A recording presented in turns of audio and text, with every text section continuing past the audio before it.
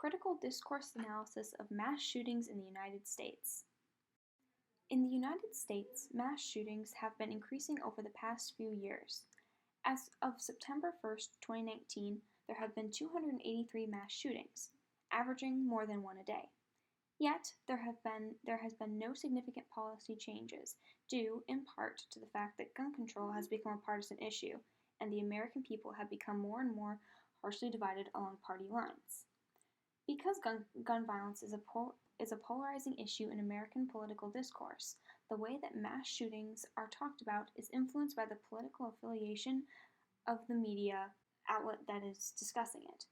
Furthermore, because so many Americans are divided on party lines, they typically only consume media that already supports their worldview.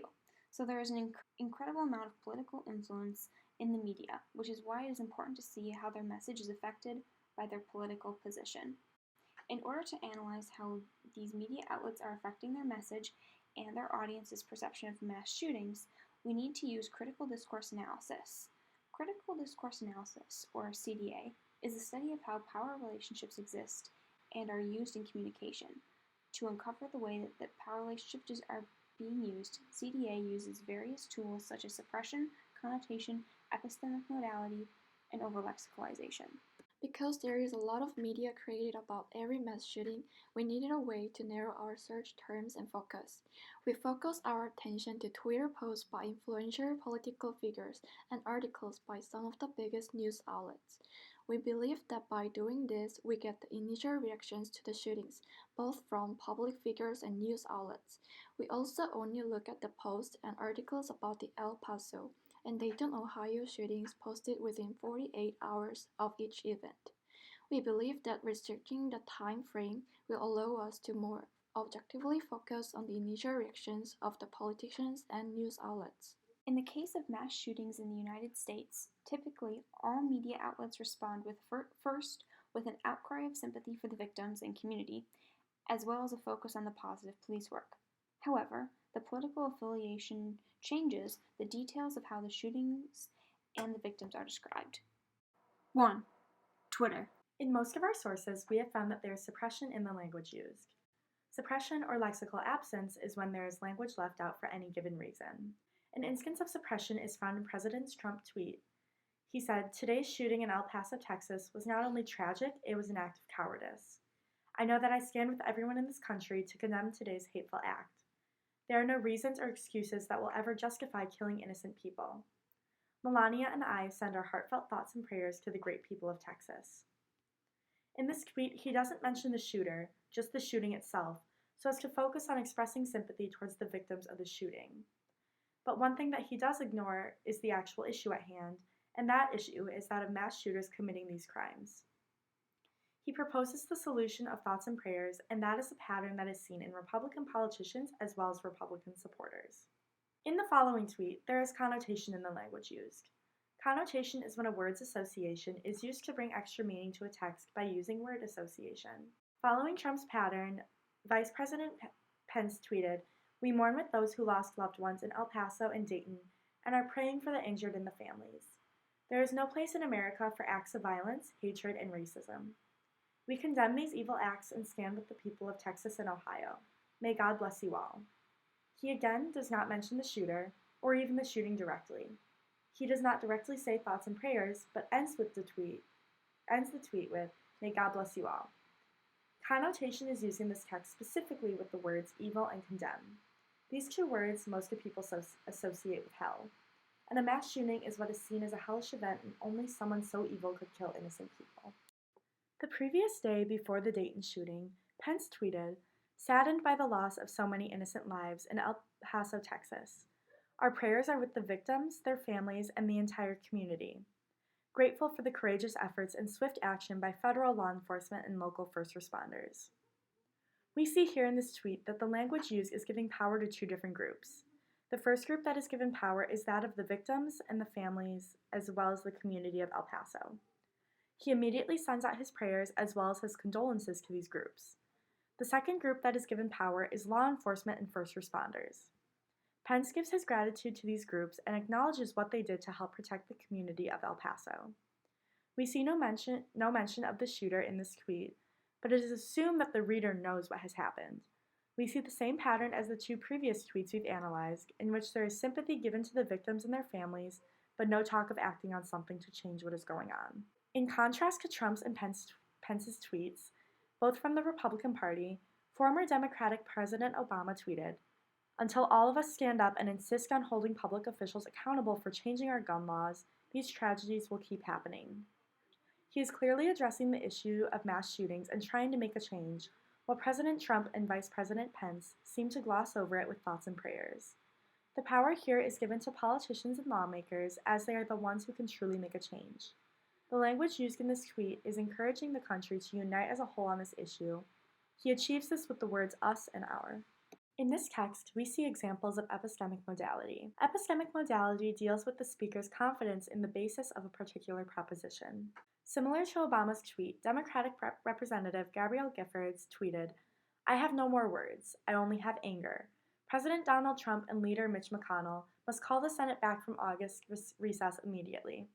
We cannot afford another day for lawmakers to address this horrific national public safety threat." The phrases "no more words" and "only anger" show high certainty of the idea or emotion being expressed. There is also suppression in this text, as there is no mention of the mass shooter, but instead she directly addresses 2 politicians who have the ability to make changes. In all of the tweets, both from Republican and Democratic Party members, we see that it is assumed they're expressing sympathy for the victims, even if it's not said outright. We are able to see from the language used that the shooter is a bad person no matter what, and that the victims, their families, and law enforcement are all good people. The main difference that we see between political parties is that Republicans focus on thoughts and prayers, while Democrats tend to focus on action and work towards putting forth legislation that will help stop mass shootings. 2. The news. Like in the tweets, the articles from both liberal and conservative news outlets show concern for the victims of mass shootings, but the news articles focus on different details. Liberal news outlets use a lot of over-lexicalization when they talk about the victims of mass shootings, in order to get the audience to empathize with the victim's suffering. Over-lexicalization is when a word or its synonym is used more than what's normally expected in a text. This is usually an attempt to over-persuade the audience. In an article by CNN, a liberal-leaning news outlet titled, "The El Paso Shooter Faces the Death Penalty in a Domestic Terrorism Case," the article uses over-lexicalization to emphasize the horror in the events of the shooting. It over-lexicalizes the descriptions of violence by repeating descriptions of multiple victims bleeding. A man bleeding on the floor, another man covered in blood, and the blood everywhere. Over-lexicalizing the violence that the victims experience is trying to get the audience to really feel for them. The article further emphasizes the violence by using connotation when describing the victims. The article specifically connotes some of the victims with words such as "mother of 3 died alone" and "shielding their baby from bullets." The word choices in these descriptions are deliberately chosen to make the reader empathize with the victims. Similarly to the CNN article, an article by another liberal-leaning news outlet, The Washington Post, titled, "In Dayton, Authorities Search for a Motive in Shooting That Left 9 Dead." This article also focuses on the bloodiness of the shootings. It quotes one of the victims remembering that there was blood everywhere and how one of their friends, Hannah Martin, had been shot in the leg. Another, Kelsey Kolrick, had been shot in the abdomen. A third, Nick Gunner, was on the ground rolled onto his side. Not only does this article over-explain the events in graphic detail, but it also uses the victims' names, which is a way to get the audience to humanize the victims and feel closer to them than they would if they were referred to as Victim A or Victim B. On the other hand, the conservative-leaning sources also talk about the victims, but they focus on different details that do not evoke the same strong emotions that the liberal sources do. An article by Fox News titled, "The El Paso Shooting Leaves 20 Dead, 26 Injured, Investigators Probing Potential Nexus to Hate Crime," the events are directly described, and they lack the horror and violence that the liberal news outlets use. The Fox article quotes one of the victims. Vanessa Sains, a witness, told Fox News that she heard several pops near the area and saw a man in a black shirt and cargo pants with a weapon shooting outside the building before entering the Walmart. "He was just pointing and shooting," she added. Here, the descriptions of the events are not over-lexicalized.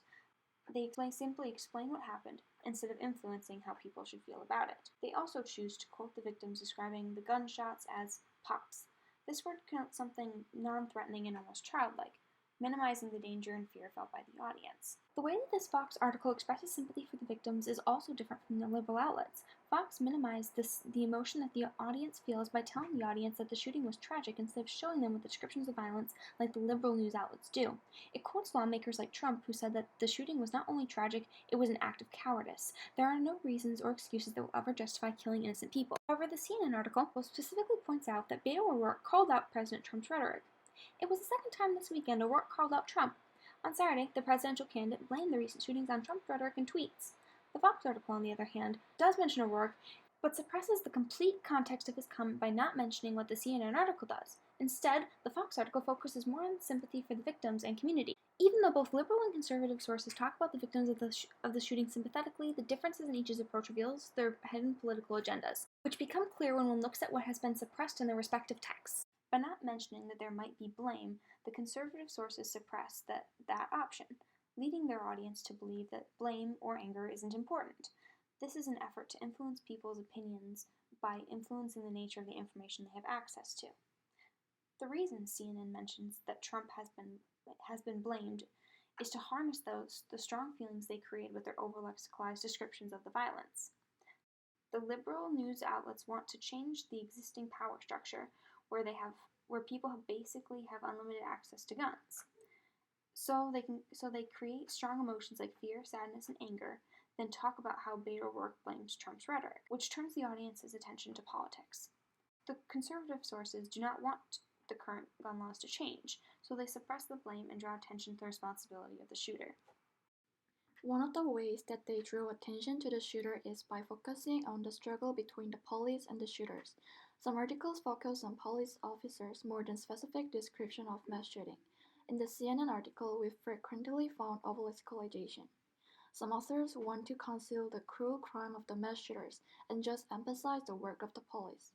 Therefore, they mostly focus on the process of arresting the mass shooter. In CNN news titled FBI, West Texas gunman was on a lone spear going down, the author uses the words that give emphasis on the deed of the cops. The writer describes the action of the police officers as aggressively following up on the source that supplied the firearm to others. Authorities rammed the hijacked mail truck, and he was driving and gunning down. The over-lexicalization of words in the sentence delivers active and competent action. This suggests the police's work has to be highly evaluated. Also, this emphasizes that the police's abilities are key points to solve mass shooting criminals. Next, the author mentioned the district attorney Notov's assertion. He was not going to go anywhere, and he was not going to hurt anybody else. Implies the result of policies tracing after the criminal. It means that the criminal can run away from the police after all, and the criminal will not be able to hurt other people again. The author focuses on the fact that the cops did stop the mass shooter's further crime. It is closer to a positive view more than negative view about this accident's outcome. It seems that the author is trying to set readers' minds at rest. The reason he uses these words is because he wants to prevent the creation of negative public opinions for some interest. Lastly, the quotation of the attorney, "This is the definition of heroism," was the climatic part of an over-lexicalization. The author had no important reason to use a word like heroism that highlights the work of police best, but he did use it. By reading this expression, the author is brainwashing the readers. The police did a great job and there's no big trouble in managing this incident. They're trying to make police officers into heroes to draw focus on the efforts of the police, and making them the ones whose job is to deal with the mass shooter, instead of the policymakers. By framing the issue as only a struggle between police and the shooters, it distracts people from other possible causes and solutions. In conclusion, mass shootings in the United States are described differently depending on the political affiliation of public officials and news outlets. Both have an outcry of sympathy for the victims and a focus on the positive police work. However, the conservative media focuses on showing sympathy for the victims, while liberal media uses the empathy they create to get people to feel angry and want to challenge the power structures. Mass shootings do not have to happen as much as they do. Many believe that stricter gun laws would radically decrease the number of mass shootings that happen. But gun control of any kind is not part of conservative political agenda, so they have a vested interest in going against it. It's important to be aware of what is being shown and not being shown in the media we consume so that we can be fully informed and make the best decisions in the future regarding policymakers.